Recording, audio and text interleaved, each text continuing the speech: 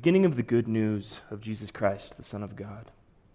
As it is written in the prophet Isaiah, "See, I am sending my messenger ahead of you, who will prepare a way."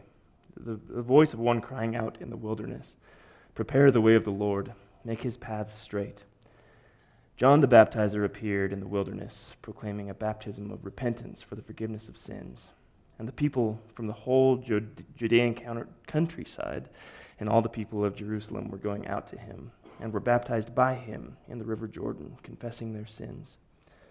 Now John was clothed with camel's hair, with a leather belt around his waist, and he ate locusts and wild honey. He proclaimed, "The one who is coming is more powerful than I.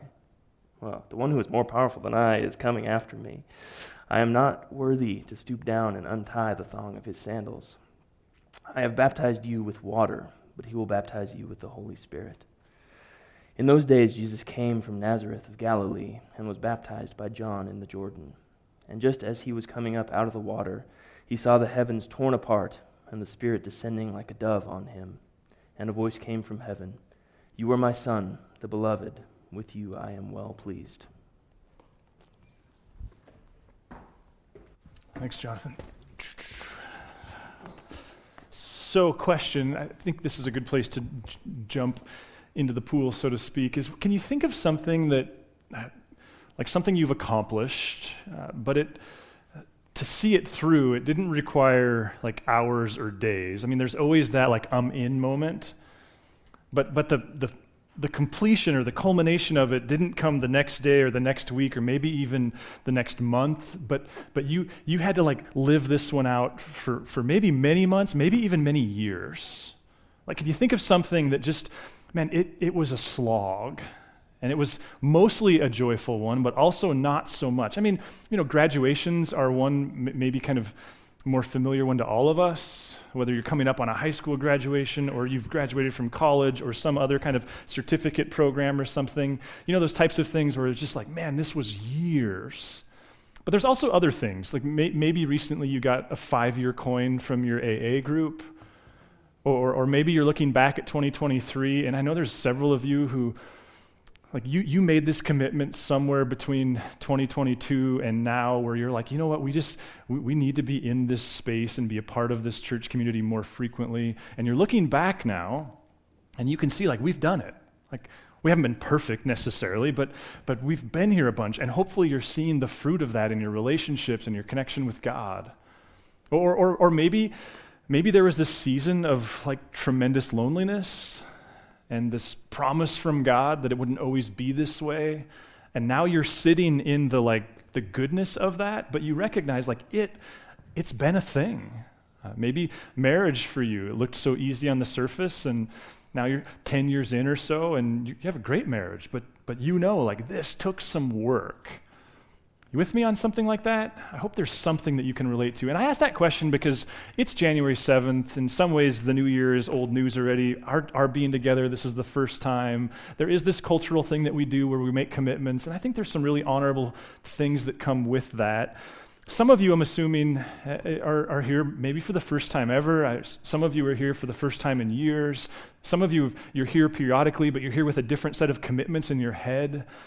And I guess I feel like one of the things I just wanted to affirm to us as a community, and one of the things that I've really grown to love about ancient faith, is this permission to not be in a hurry. Like we often make these grand promises as Christians, and we often forget that the promises are grand, but the work is real, and the timeline is usually longer than we had in mind. And so whether you're someone here and you're just like, man, I want to figure out this Jesus thing, and you've never been in this space, or it's been a long time, or you're someone that's got other spiritual goals, I just wanted to affirm first and foremost of like, way to go. And what happens if you put like the analysis of success somewhere in 2025, if not further down than that? What if there's value to just this like slogging it out? One of a collection, I guess, of the verses that I've been thinking about a lot lately, and just because of different circumstances in life, there's like throughout the text, there's these promises of an experience of God's presence in this life need. And that just seems impossible to me in this season, but they're everywhere. I mean, you have Jesus saying things to people like, if you drink from this fountain, you'll never be thirsty again. You have David in Psalm 23 talking about, and I shall dwell in the house of the Lord my whole life long. The Apostle Paul frequently, he talks about like things like be joyful always, which just seems impossible. Pray continually, give thanks in all circumstances. I mean, I think on the mind map I asked this question, like, what if there's a God who really does want to be with? And what if this peace that can surpass all understanding really is possible? But in the same way, like, what if you don't get that just because you want it? What if you don't get that just because you worked on it for a week or even a year? Our family got to be a part of a memorial service yesterday back in Billings that was just surrounded by people. And what stood out to me was we're surrounded by these people who are decades into their faith. And the fruit of that is really apparent in something like a funeral. But we want it now. And if you don't relate on those, like, here's this God who wants to be with, I think the other reason I wanted to get us thinking this way is, okay, so Jody and the team did such a great job of helping us remember we're celebrating the 12th day of Christmas. Technically, it's the 13th, or if you do the evening thing, some count it by nights. It was Friday night. But the 12th day of Christmas is this celebration. But through a lot of ancient Christianity, especially Eastern Christianity, the 12th day of Christmas is commemorated by Jesus' baptism. And there's this question of like, it's Christmas, why are we reading about his baptism? Well, the celebration was, and we explored this a little bit last year, the celebration was because at Jesus' baptism, the Trinity, this theological concept, this revelation of God that's so apparent that we take for granted, but we don't understand, that's when it really culminated. I mean, it's like, think of a scientist. Like long before someone like Einstein made some of the discoveries he did, he was standing on the shoulders of people who were standing on the shoulders of people who were standing on the shoulders of people, and that's what we see in the text. There's these hints and this growing dialogue, this growing narrative of a God who's one but also three. And for large portions of Christian history, they saw Jesus' baptism, the presence of the Father through his, as represented by the voice, the presence of the Son who is getting baptized, the presence of the Holy Spirit as represented by the dove. They saw it as this culmination, this kind of high water mark of discovery. And so they've celebrated the Trinity. Now, I made this commitment last year to myself and vicariously to you and for you of like, okay, I don't understand the Trinity. Like I understand the name of the Father, Son, Holy Spirit. I understand its importance. I get that it's this crucial thing that it's what makes Christianity unique, frankly. Like there's other monotheistic ideas about God, Islam being one. There's other polytheistic views of God. The history of humanity is full of them. There's these kind of false Christian ideas and these kind of twisted ones and things like Arianism. But the Trinity is this unique thing. So there's this like, why is it so important? In fact, when I was in grad school, I was in a church history class taught by a guy named Dan Bruner, who's also, he got his PhD from Oxford, so he's no dummy. And he asked in this church history class, what did you have to believe for the first few hundred years of church history to be rightfully considered a Christian? And you can imagine how a bunch of know-it-alls like me and seminarians and people who like to read books and talk about theology, you can imagine all of the like things that we threw out there. And the point of the exercise was in the end, he goes, there was one. I mean, it was kind of two, but it's the Trinity. And so I don't know where you're at in your understanding of it. For me, there's this acknowledgement of it, but this lack of appreciation. Like, I don't know. Like, why is it important that you relate to a triune God? I'm starting to understand, but I don't fully. And that brings me back to my original question. Because it's similar to what we did with communion. Some of you, like, you never experienced a Narrate where we didn't take communion every week. Some of you are still kind of adjusting to it or maybe don't even love it, and just respect that you're still here if that's the case. Back when COVID hit and there was all this conversation about church and why do we do it, that's what for me started this conversation of like, wait a minute, communion is something we can't do alone. And maybe that's valuable. And as I was trying to understand it myself, because I tend to live my life through my head, someone, and I can't remember who it was, if it was a person or a book, someone said, Adam, some things are best understood by doing them. And so that's what we did. We committed in April of 2021 to taking communion every week. And I don't know where you're at. I can say for myself, if Narrate blew up tomorrow and I was like you and I went to church on Sunday morning, I think I'd have to find a place that communion was offered every week. Now, I'm not arguing that persuasively, though there was this funny story from the band that I overheard this last year. So some of you may know that every Christmas Eve, for a while now, the band has taken communion between the two gatherings. And that was a big deal back when we did communion 4 or 5 times a year. Well, this year, the thought actually occurred to me, and it wasn't this like, I guess I didn't give it a lot of intentionality other than to think like, well, wait a minute, like I'll tease Hannah and go like, hey, this year at Christmas Eve we're taking communion, and she'll just go like, how? So I was like, well, if we don't all get to do it, then that was kind of my thinking. It's like, we'll be okay. Well, we didn't do it, obviously, and I heard, and it was all kind, but I overheard some band members going like, man, we really missed communion this year. To which in my head, I'm like, I think you're kind of proving the point. So there's a lot of analogies to get to this point. Here's the permission. What if it's okay to say, I'm a part of this faith system, or I'm considering this faith system that has always said the Trinity is a really big deal, but I kind of don't know why. But I'm a part of this community who has made this commitment where every year we're going to start the new year by just some kind of a reflection on the Trinity with the hopes that 5 or 10 years from now, you find yourself more properly relating to a triune God, and you don't even necessarily understand why other than just this long process of doing the work. Because best I can tell, if the Trinity's true, it's like theoretical physics stuff. This isn't easy, simple stuff. It is inherently complex. It took generations of people to fully conceive what God was saying to them here. And so maybe we give ourselves a chance to take a deep breath and go, this is important, and I'm learning how. It's going to take a bit. So last year, next slide. Last year we looked at this icon. It was painted in the 15th century by a Russian man. It is, especially in the East, considered the most important icon in the world. It's today in Moscow. And we're not going to, you can go back and listen to the podcast, but there's a couple things that I think are worth observing for our purposes this morning. First of all, notice there's distinction among the members of the Trinity, represented by their clothes, and we talked last week. That also kind of speaks a little bit to their roles. Also notice, though, they're all the same age, which this speaks to this like begotten, not made thing. Like this age hierarchy isn't present in the Trinity. And then notice that they're deferring to one another. There's this like deep relational, like kind, respectful. You can just see like they're all in one for the other. What we didn't explore last year, I remember Hannah pointed it out when we were done, was there's this square in the front of the table. And now this is a source of historical debate. There's not universal agreement on this, but there's considerable evidence to say that whatever that front square did originally, it had to do with reflecting. That it was some form of a mirror, if you will, and that the design of it was that when a person or a people came up next to and were looking at this icon, they actually had their image or their images as a community reflected back at them. Why? Because the idea is that part of what this painting captures is that the Trinity means that God is inherently relational, and that part of what it means, part of why he created, it wasn't because he had to, but he wanted relationship. So there's this part of you that goes like, why did we have kids? Or there's this part of you that goes like, why do I have this like insatiable desire for relationship? And part of the answer might be found in the Trinity, because God is inherently relational, and part of what he's doing is inviting you in.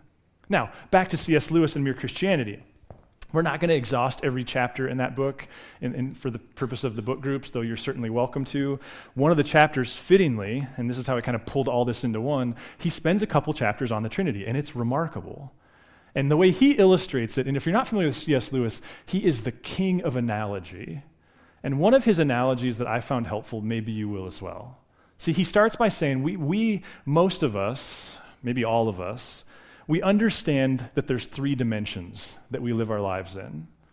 There's this left and right, or width. There's front and back. There's depth. There's up and down. There's height. We grasp that.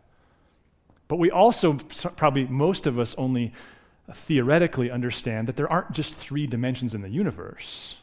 Bob talked about this in a prayer series. If you know Steph Morrison, who's a PhD in physics, she could probably take you further. But there are other dimensions, but we don't get them. It's really hard to get our brains around them. See, what C.S. Lewis says is maybe we should think of people and relationship like two-dimensional squares. Maybe you're not a square. I'm definitely a square. Maybe you're something more interesting than a square. But the reality is that when you have a square comprised of two dimensions, two left and rights, two ups and downs, if you have two squares, then you just have two squares. And he says, so here's where his analogy comes in. Our experience of relationship is akin to a 2D object. That as people, we're always separate. Like, there's these metaphors of oneness in the Bible, but even then, we understand, like, we're still separate beings. Well, what does this have to do with the Trinity? Well, a 3D cube, or something like my Bible, if it would represent a 3D rectangle, it's not two separate squares, and this is where the analogy breaks down a little bit. It's actually 6 squares. Right? So remember, we learned to draw these things in elementary school where it's actually 2D, but it's representing 3D, but it's actually comprised of 6 separate squares. He says, one way that we can think about the Trinity is it works the same way. We think of relationships as 2 separate things, but God is 3 things that make one. Whoa. What does this have to do with the Trinity? How is this helpful? Well, think of it this way. I've become a part of this crew that one of our Christmas Eve traditions has been watching Napoleon Dynamite, which is so fun to watch with a group of people, and especially if you get the chance to watch Napoleon Dynamite with Jeff Stone and Scott Durga's dad, it's just pure joy because they just laugh like 10-year-old little boys at these absurd characters. Well, I don't know if you can picture or remember the uncle, you know, the one who's like caught up in his high school senior year and all the things that he could have done to win the championship. Well, do you ever hear this phrase? And because we all hear it when we're in school. Remember hearing the phrase, like, your senior year is the best year of your life? Ever heard that? And when you are a senior, it's a blast. We have a lot of fun. But probably if you're like me, if you hear a 40-year-old saying to a high school kid, your senior year is the best year of your life, you're like, that's really sad. I think there's this, like, I hope it was good, but I certainly hope it's not the high water mark for you, unless you're like a John Travolta fan or something like that. Grease, that whole scene. Why? Because most of us, hopefully all of us, our experience of life has been, that was fun. But like, your 20s are even better, and your 30s are even better, and I would say your 40s are even better. And several years ago, I was at a high school football game watching one of my boys, and we were sitting above the student section. I was sitting next to a friend who at the time was in his 60s. I think I had just turned 40. And this friend of mine, I know that he's had physical things that have taken away a lot of the things that he likes to enjoy physically. And we were watching these high school kids in the student section do the things that you do when you're in the high school section at a football game. And at one point I looked at him and I said, so if you could go back, would you? And this fast, he goes, oh no. And that for me was like really, really encouraging. Because here's this friend who I know can't do the stuff that he used to do, or at least not all of it, and yet even still, he's going like, nah, I wouldn't go back. I don't think I would want to do that. And then recently I was listening to this lecture it was 2 people debating the merits of whether or not we should or shouldn't think about death more. And one of the people in this civil discourse, she identified herself as a practicing Christian, and she said, well, here's where I think it's valuable. She said, I'm a part of a Christian faith, and it claims that the hope of Christianity is, no matter how joy-filled my experience of life is now, what's to come is like inconceivably better. And while I think it's important, and we'll explore this around Easter, that doesn't give us permission to not value this and steward this season, it was this really powerful reminder to me of like, wait a minute, so we can't necessarily conceive of it, but there is this promise, kind of like when you're a high school senior, and it's kind of almost impossible to imagine how life could get better. There's this promise we have that it does. See, C.S. Lewis, next slide, his word for all this, he calls it super personal. He says what the Trinity reveals is that we know personal, but God experiences and is inviting us into something what he calls super personal, fundamentally better, and yet in ways we can't conceive.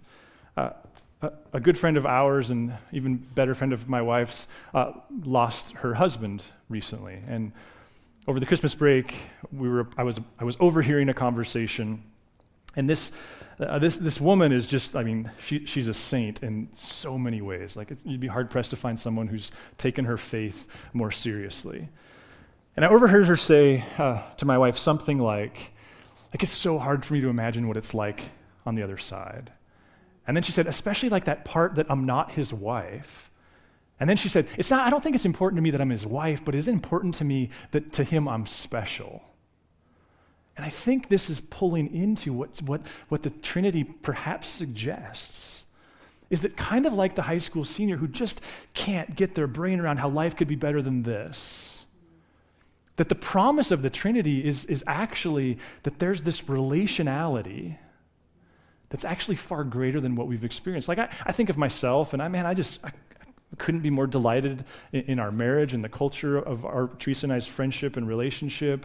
The season we're at with our boys, and we got to go on a road trip yesterday, and it's just so fun to hear a bunch of adult men make fun of each other and the inside jokes. It's just so fun. Our extended family and the time we get to share with parents and things. My sense of community and our sense of community and friendship and this season of life we're in where we actually have time for friends, and I just couldn't be more thrilled. And yet it seems that what the Trinity's saying is, but it's like the tip of the iceberg. You kind of can't even conceive that this God is so relational and is inviting you to the table. Listen to what John says in 14. In John 14:18, Jesus says, he says, I will not leave you orphaned. So again, notice the relationality of it. I'm coming to you in a little while. The world will no longer see me, but you will see me because I live, you also will live. And then here's verse 20. Here's a classic Trinitarian text.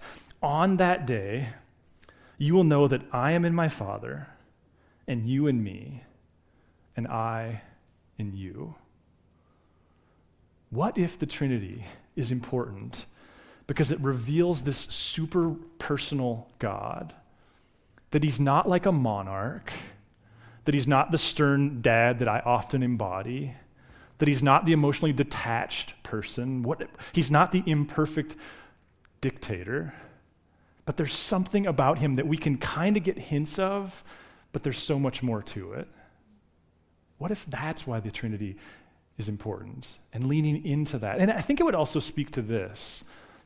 For some of you, the epicenter of your pain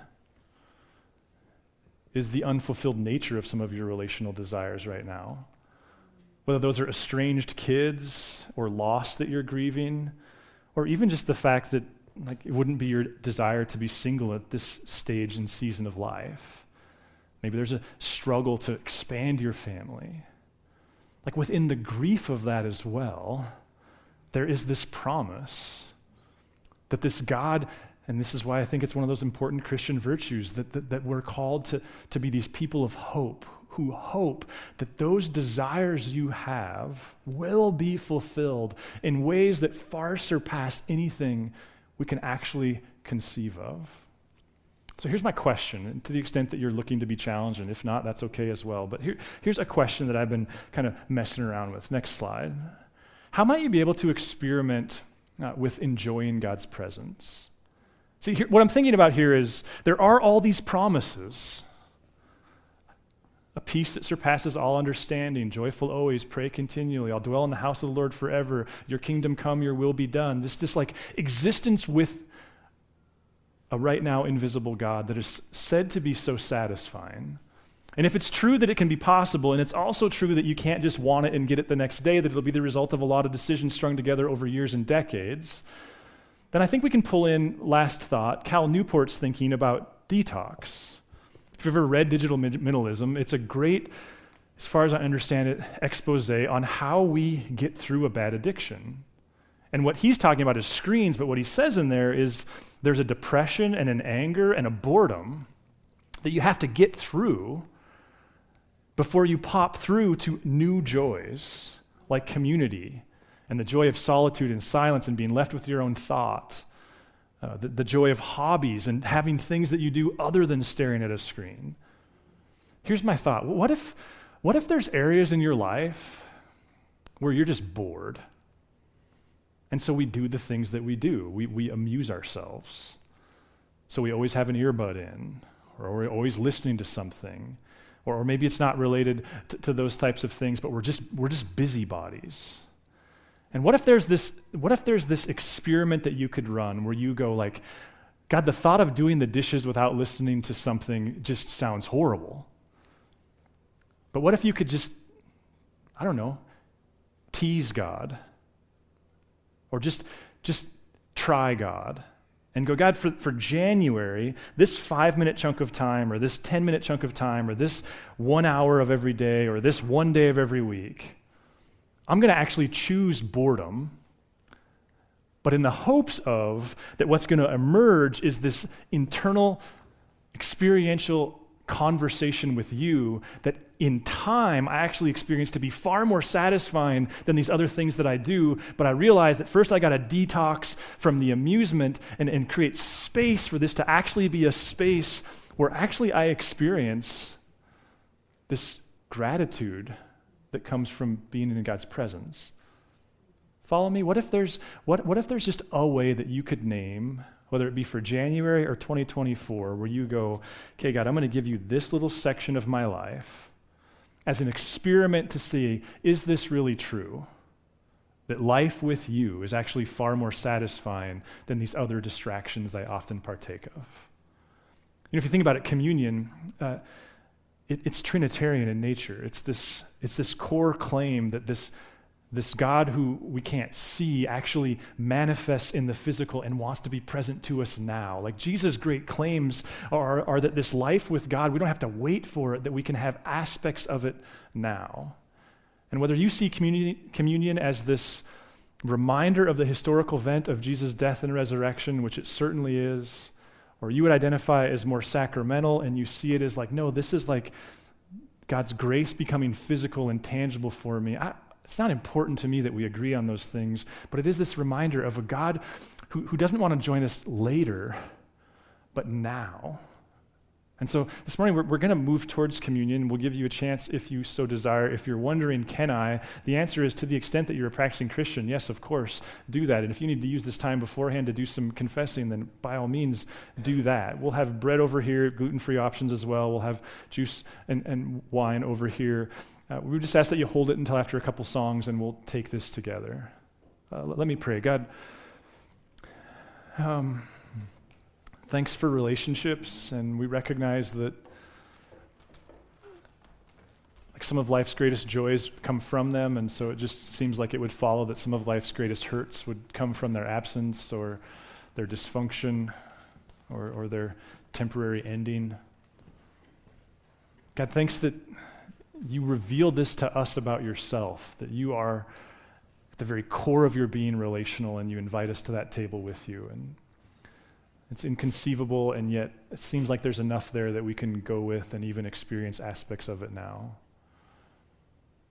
Jesus, would you take our lives, fill them with yourself, send us back into our jobs and schools and neighborhoods, and in the same way, would you take this bread and this wine and send your Spirit into it, and in doing, God, that we could experience your grace in tangible ways. We love you, Jesus. Amen. Thanks for listening. If you'd like to learn more about Narrate Church, find us online at narratechurch.org or look us up on Facebook or Instagram.